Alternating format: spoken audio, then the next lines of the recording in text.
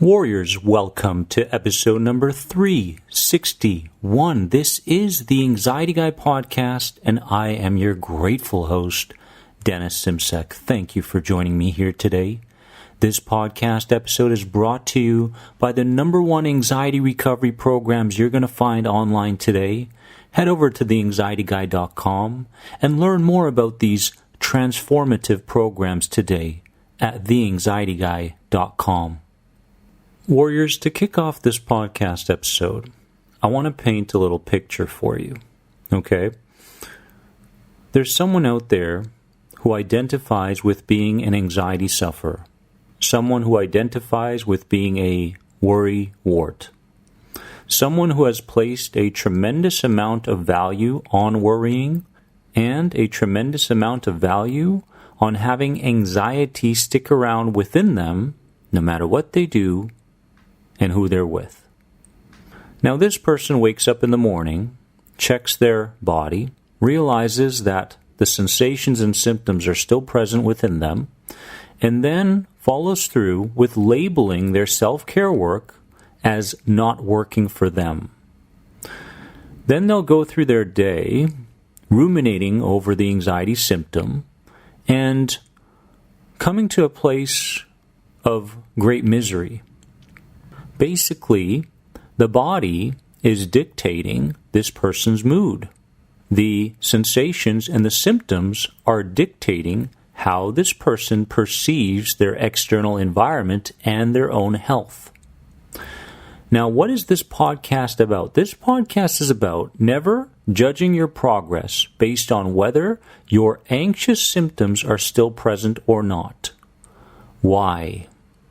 Why shouldn't we judge our progress based on whether the symptoms are present or not? Because it's a hierarchy of change which starts with the emotional release of unresolved feelings. After the emotional release of unresolved feelings, we create a perceptual shift. And this perceptual shift is coupled with strengthening our thinking mind, which overrides our ruminating, fear-based mind. So as you can see, more often than not, there's a hierarchy. There are steps here that need to happen before the anxiety symptoms can subside.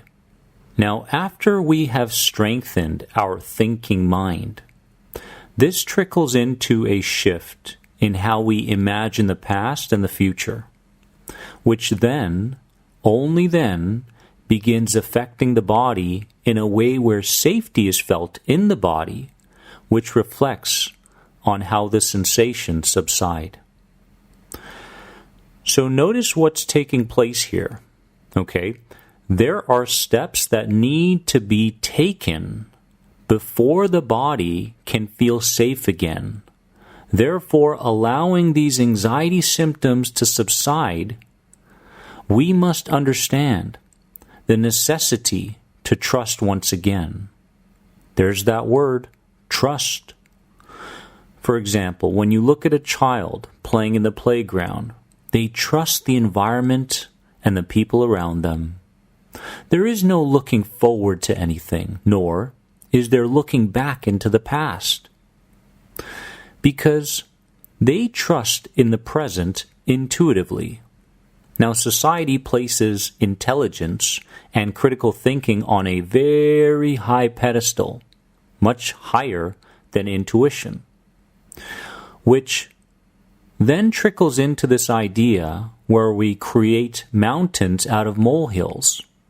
The final result is a tension-filled body that is burdened because of the past and straining about the future.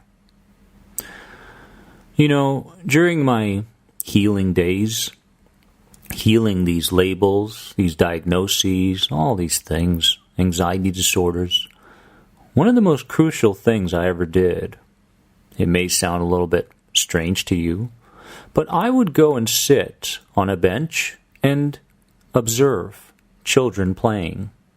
As I observed children playing, I started to realize how far I've come from who I truly am. Do I honestly think that I am in constant danger? Or is this a program no different than those programs that you're running on your computer that are running in the background all the time? As I watch these children at play, I realize how far I've come from playfulness. Life had become so rigid, so strict, and so unsafe. But is that something that's true? Or is that something that I consciously and unconsciously made up? These are important questions. The degree of anxiety symptoms that you experience directly correlates to the perceptions held by your own inner child. Therefore, when anxiety symptoms heighten, or if they stick around, all that is telling us is that at a conscious or unconscious level, we haven't let go of things from the past, because the body is relaying this message to us, and we are still trying to heal anxiety through the mindset of the inner child. This is very, very important, my friends, right here. I'm going to give it to you right here. You can't heal something through the same identity that brought you to anxiety in the first place. Okay, I'm going to say that again.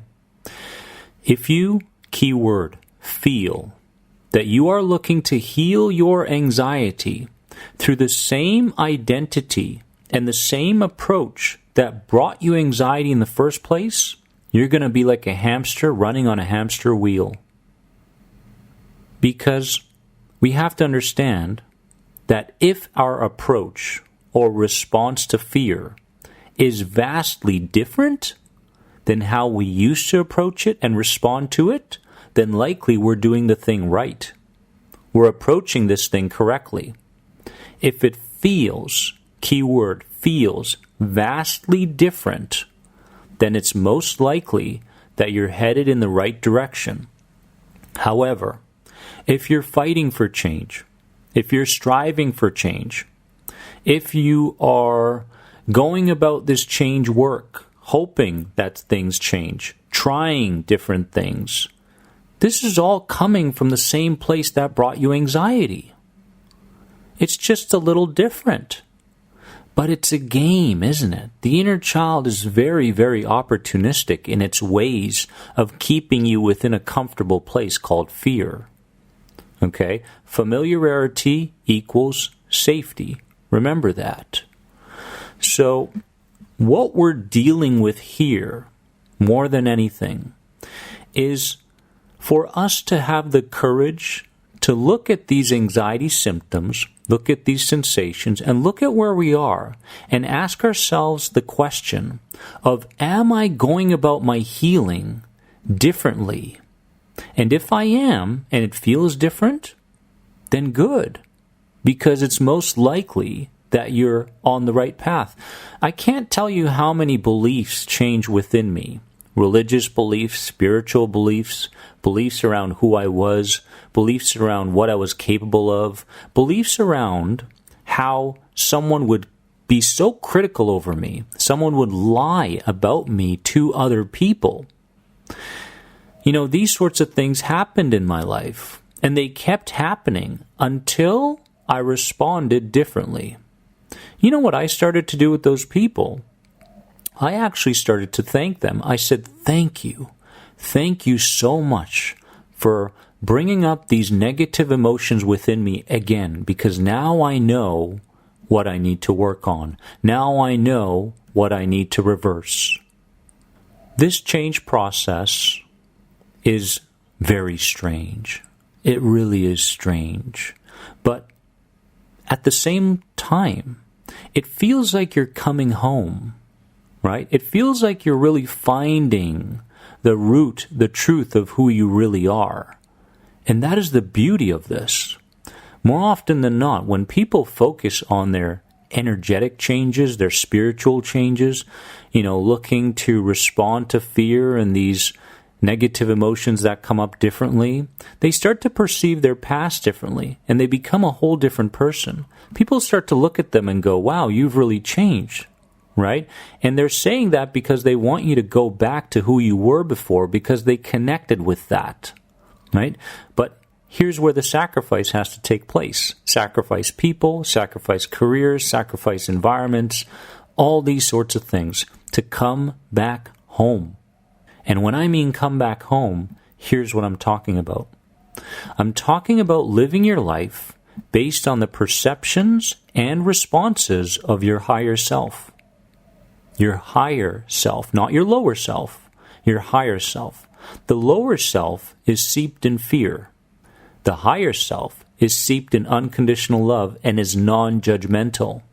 This is at an emotional level, not at a logical level. This is at an emotional level.